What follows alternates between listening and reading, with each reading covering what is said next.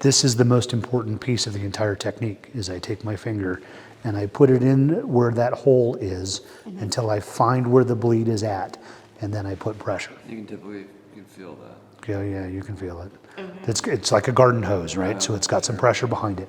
Also, when I put my finger in here and that bleeding has been controlled, the bleeding stops coming out. Right.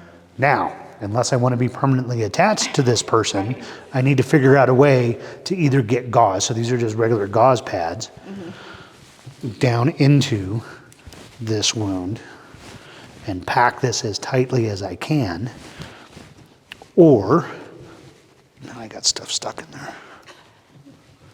I didn't think this one through. I know, right? Or I get gauze rolls, like this is just a regular Curlex gauze roll. And then I take this, I have my finger in here applying pressure, and then I make a little bit of a speed ball, and that guy goes in, and I just keep doing this until I get as much gauze as I possibly can inside this hole. Okay. And just keep going and going. Now, once I get all my gauze in there, I hold direct pressure for 10 minutes. If I have regular gauze, I hold for 10 minutes. If I have a hemostatic agent, which has a clotting agent built into the gauze, I hold for 3 minutes. What am I trying to do by holding this direct pressure on here? Get it to scab over. Yeah, I'm trying to make a clot, right? I'm making a scab. That's exactly what I'm trying to do. It takes about 10 minutes for that to happen.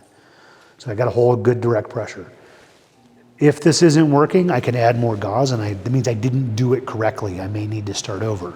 One of the biggest things that we find for our trauma kits is that you have one piece of 12-foot gauze inside this trauma kit. It's probably not enough for a big major laceration. So your kit may need to have a whole bunch more gauze, but this is cheap. This is like $3 or $4.